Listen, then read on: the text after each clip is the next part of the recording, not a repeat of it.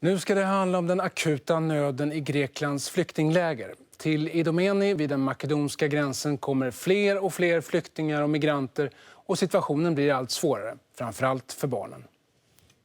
Timme efter timme, dag efter dag i en aldrig sinande ström kommer de vandrande mot den makedonska gränsen. Varje dag tar den grekiska kusten mot ett par tusen flyktingar och varje dag växer köerna i lägret i Idomeni.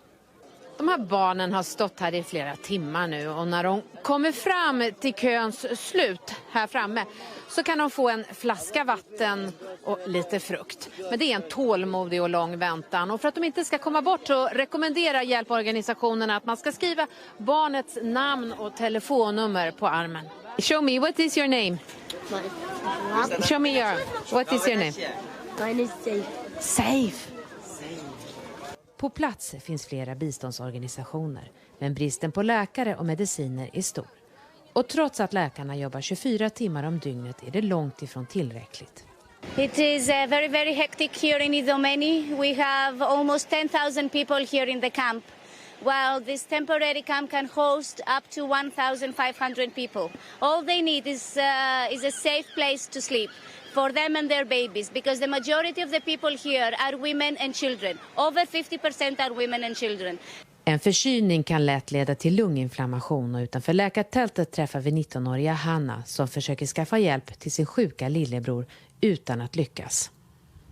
He has a fever and he has a huge cold and he is vomiting. He's sick and he's only 10 years old. Wherever you look, there are sick people and they are not taking them in and they are not letting us cross. And we just have to sit right there and watch our kids die. I don't know what they are expecting from us. De är trötta nu, det är spänt nu, de har väntat länge på att passera gränsen där mot Makedonien. Ingen vill stanna här i det här lägret. We are not escaping from the war in Syria, from the bomb there, from the death to find another death here. We are just crossing. Why these countries closing the borders in face of us? Why? We have kids here. We have women's. Everyone sick here.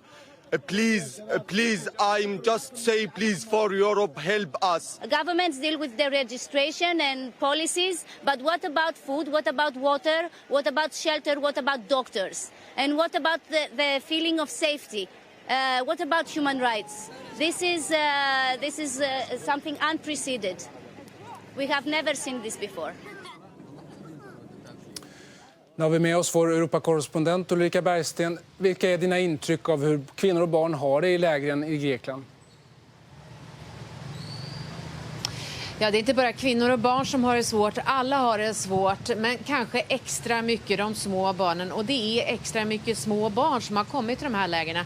Jag har rest runt i Europa ganska mycket det här sista året och sett många av flyktinglägerna. Och jag har aldrig sett så många mammor med så många barn som har rört sig runt i områdena. Och barnen är extra känsliga för kylan, för fukten och för de här farofyllda resorna. Det är många barn med små förkylningar som har fått lunginflammation, har fått feber och problem med magen. Och det är många mammor som vittnar om depressioner och psykiska problem. Och det är tufft att se faktiskt.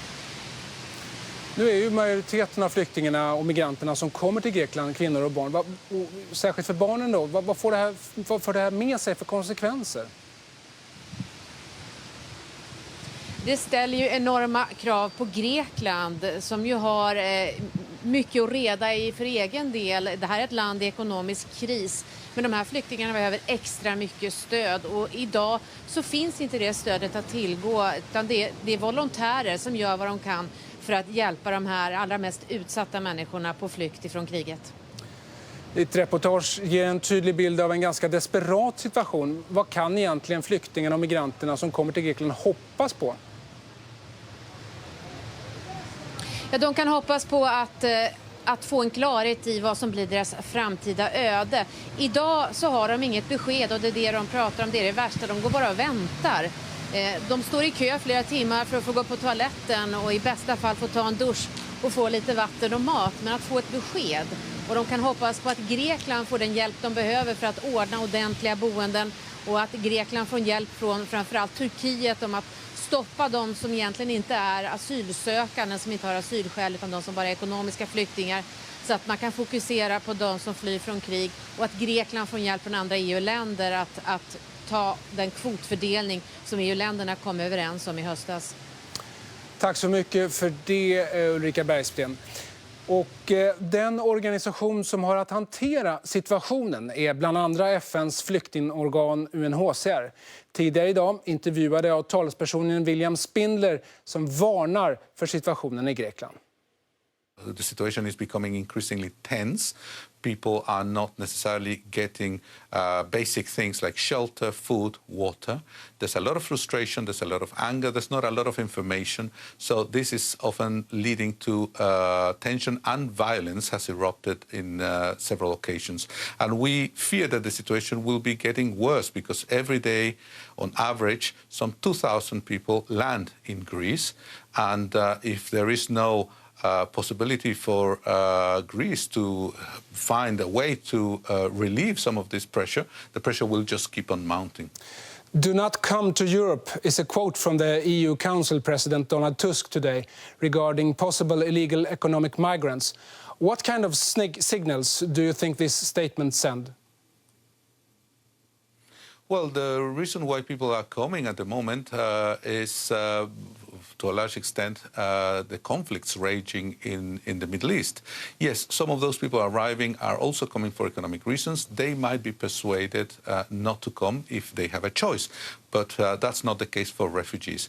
People who are escaping war, human rights violations, bombings, torture, they have no choice. Nobody becomes a refugee if they have a choice. So for those who have no choice, who need protection, then it's unlikely that this appeal will have any impact. Is Europe doing enough?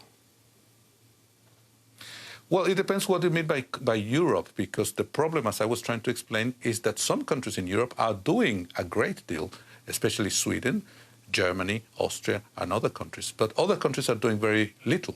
So if Europe as a whole worked together, if we could have an equal share of this responsibility, then it would be possible to deal with it. At the moment, that's not the case. Some countries are doing a great deal. They're taking most of the responsibility, and others are not doing enough. And this is not working. But how long can you wait for this? Well, the answer is that we can't wait.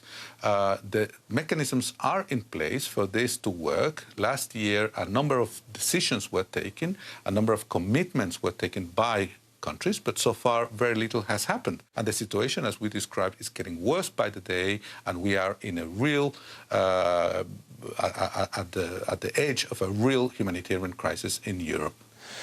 With the closed borders between Greece and Macedonia, how does the European response to the migrant situation affect the possibilities for the refugees to seek asylum in Europe?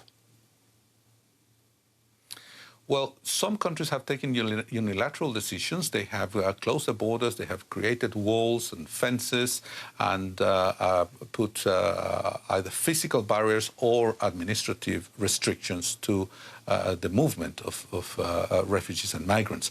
The result of this, in our view, is that there is a danger of the route becoming fragmented. The danger of this fragmentation of the route is that it will be more difficult for the authorities to deal with the situation. It will be more dangerous for refugees and migrants because they will be taking longer, more dangerous routes, and this only plays into the hands of people smugglers. UNHCRs talesperson som jag intervjuade tidigare ikväll alltså. Nicke.